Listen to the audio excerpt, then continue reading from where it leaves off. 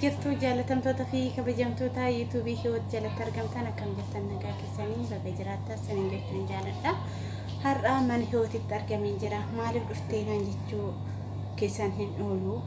Wannan dhufeef hiwot obboleettii teenyaa baga gammaddee baga dadhabbii kee ijaan argitee baga guyyaa kanaas si ga'ee isin jechuu dhufee hiwot ammallee inni galte malee hiwot hin xumurree obboleewwan keenya ka'umsa hanga amma jajjabeessitanii gargaartanii bakka kanaan geessan sin galateeffachuun barbaada. Guddaan galatoomaa. Ijoollee Oromoo dhugaa dubbachuudhaaf baay'ee ol gargaartu, baay'ee ol duukaa ejjettu. Ammallee kana caalaa ol gargaaraa cimaatoo akkanumatti itti fufaa. Baay'ee nama gammachiisu dhugaa dubbachuudhaaf, baay'ee siniin boona dhugaa dubbachuudhaaf.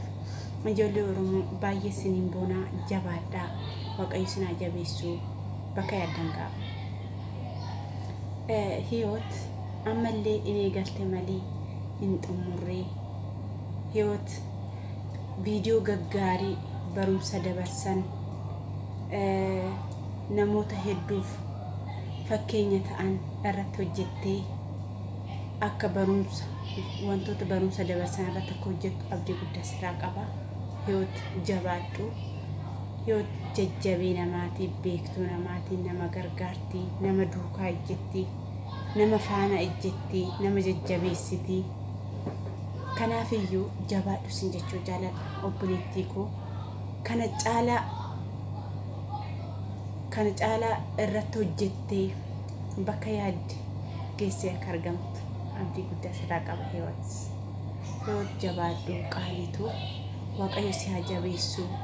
Viidiyoo gaggaarii, viidiyoo barumsa dabarsan irratti hojjettee gara fuulduraa bakka guddaa akka geessu abdii sirraa qabna. Kanatti aansee immoo obboleewwan keenya warroonni sa'aatii hin guuttanne, warroonni liibii seenan isaan haa gargaarru, isaan duukaa ejjennu, walaa gargaarru. Dhugaa dubbachuudhaaf nuti ol malee maal qabna? Nuni illee baala qaba. Kanaafiyyuu nu ol gargaaruu qabna, ol jabeessuu qabna. Warroota munii ta'an viidiyoo ilaaluufii qabna. Warroota immoo sa'aatii guuttachuudhaaf kaatan jajjabeessuu qabna. Sheerii goonee fiitoo bilbila keenyatti banuufii qabna. Walaa jabeessinu. Jabaadhaa Waaqayyo. Ashamaa harka fuunee jirra jirtu kabajamtootaa fi jaalatamtoota hordoftoota hiwottuu akkam jirtu nagaa keessanii warri biyya keessaa akkam biyya alaa bakkuma jirtanitti nageenya Waaqayyo isiniif haa baay'atu. Ani nagaa koodha Waaqayyo kan galatoomu haa ta'u. Nageenya na bira jiru isin biras akka jiru abdiin qaba. Har'a mana hiwottuutti argamnee jirra. Gammachuu ishee waliin qoodachuudhaa fi hiwotee koo baga gammaddee baga dassi jedhee baga firii dadhabbii keetii itti argattee namni kamuu ni hojjetaa ni karoorsaa ni dadhabaa yeroo firii dadhabbii isaa itti argatu san baay'ee gammada jechuudha. Baay'ee siif gammannee ammallee jabaadhu darbii deemii bakka yaadde gahi. Dhugaa dubbachuudhaa fi sa'aatii yuutuubii kanaa guutuun baay'ee ulfaata. Akka kootti akkan argetti jechuudha. Wantan arge malee wantan dhagaye hin dubbadhu. Yeroo baay'ee akkan argetti baay'ee ulfaata dhugaa dubbachuudhaaf. Aarsaa hirriba keenya itti kafallee, aarsaa boqonnaa keenya itti kafalleeti. Akkasuma ta'e immoo yoo firii dadhabbii keenyaa san firii isaa yoo arganne dhugaa dubbachuudhaaf baay'ee das nu jedha jechuudha. Dadhabbii san itti daganna. Ammallee jabaadhuu siin jenna bakka yaadde gahi. Kun hunduu kan ta'e immoo gargaarsa Waaqayyootiin. Namni kophaa ofii homaa ofii hin godhu yoo gargaarsi Waaqayyo keessa hin jiraatini kophaa keenya kan ture homaa ofii godhuu hin dandeenyu jechuudha. Kan ta'u gargaarsa Waaqayyootiin ammallee jabaadhu Waaqayyo si haa gargaaru bakka yaaddeen si haa gahu. Nama hojjetee dhaloota dhufuuf fakkeenya ta'ee wanta gaarii barsiisee viidiyoo barumsa qaban nu barsiisee nus fakkeenya sirraa fudhannee akka ati kana hunda hojjettu immoo abdii qabna. Ogeettiidha, cimtuudha waan taateef wanta baay'ee akkasirraa barannu abdii qabna. Jabaadhu akkasuma warri subscribe like share gootanii har'aan si geessanii kophaa ishiitii miti kan as geesse YouTube kanarratti kophaa ofii homaa ofii gochuu hin danda'ani. Munni tokkichi kophaa ofii hin aara malee hin boba'u jedhama miti. Keessattuu YouTube kanarratti kophaa ofii tokkichi homaa ofii gochuu hin danda'u. Warri jajjabeessitanii akka isheen munii taatu gootanii galatoomaa isiniin jenna. Ammallee biraan hafina ammallee nu barbaaddi.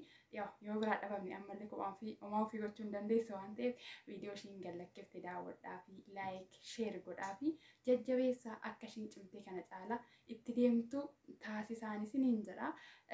Ani gaaddisee warra na beektan na beektu warra na hin beekne immoo gaaddisee tuubeen jedhama.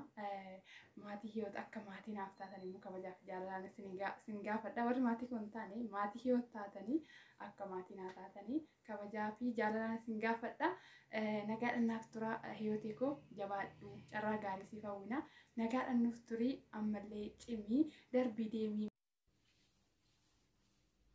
Ashamaa harka fuuni kabajamtoota daawwattoota hiyoot har'a mana hiyootitti argameen jira. Sababiin isaas gammachuu obboleettii kootii ibsachuu akkasumas gammachuu si waliin qoodachuudhaaf mana hiyoot dhufeen jira. Hiyoot koo baga gammaddee baga rabbiin guyyaa kanaan si ga'ee xaarii guddaadhaan akkasumas bu'aa bahii hedduu dabarsitee itti ifaajjee guyyaa kana arguu keetti baay'ee si gammadeen jira. Atillee baga gammaddee baga rabbiin guyyaa kanaan si ga'ee siin jedhaa. Ammallee jabaadhu waan baay'ee si hafaa akkasumas viidiyoo adda addaa viidiyoo gaggaarii kan nuti sirraa barannee gara fuulduraatti illee fakkeenya si godhannee deemuu dandeenyu akka ati nuuf hojjettu abdiin qaba. Akkasumas immoo si gargaaruudhaan viidiyoo keessi daawwachuudhaan akkasumas sheer gochuudhaan komentii viidiyoo kee waliin wal qabatu barreessuudhaan gorsa ta'ee qeeqa ta'ee yaada ta'ee komentii irratti ibsannee jajjabina waliif taanee wal jajjabeessinee gara fuulduraatti haa deemnu isiniin jedha. Asumaan ergaa takka kan isinii dabarsuu barbaadu beeksisa warri moonii ta'an irratti hidhatan sana arraallee duubatti hin deebisina. Yeroo tokko tokko waan na mudatuudhaaf waan hin argee fi asumaanuu ergaa isinii dabarsa. Beeksisni sun warra moonii ta'an hin fayyada waan ta'eef tuqxanii irraa hin balleessina. Hanga inni dhumutti obsumaan daawwadhaa fi isiniin jedha. Akkasumas wal cinaa haa dhaabbannu wal haa guddifnu.